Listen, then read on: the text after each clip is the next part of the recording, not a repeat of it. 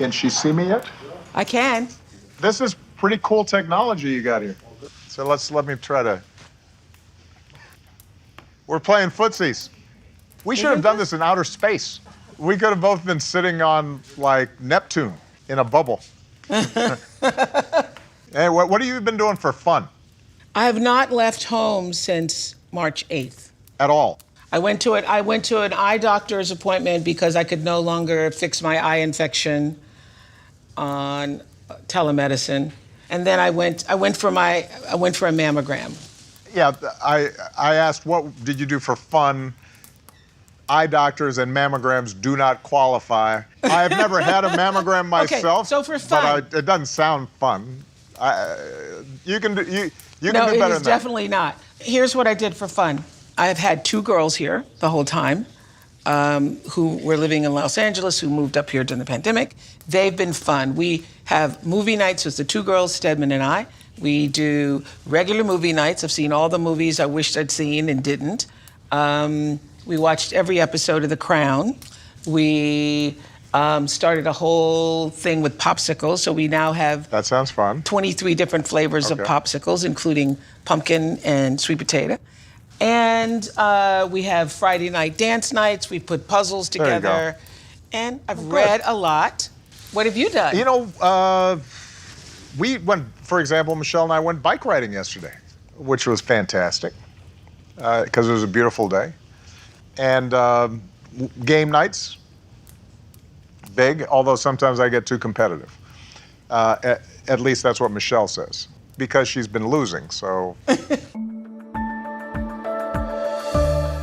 Hello, President Barack Obama. Hey, you, how are you?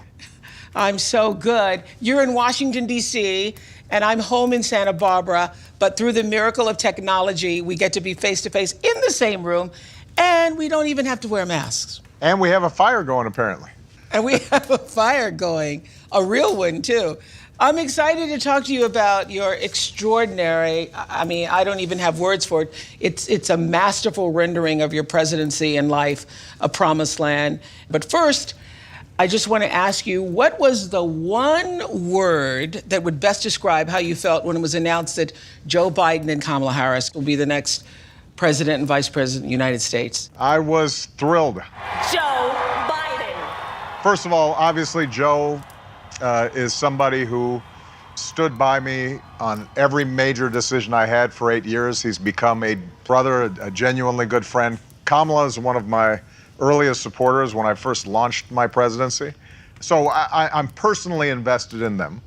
And they have the character and experience, I think, to do an outstanding job in a very difficult time, a very challenging time in this country. But beyond the personal investment I have in them, I think this gives us a chance to get back to the kind of competent, caring government that we so badly need and that the world expects out of the United States of America. So it's not going to immediately solve every problem that we have because you have enormous challenges around COVID and the economic after effects. You've got long-standing issues like racial bias in the criminal justice system and rising inequality.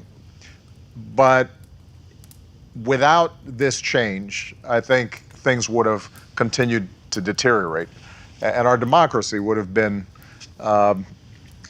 much more fragile. And I'm confident a new president and vice president are going to help us right the ship.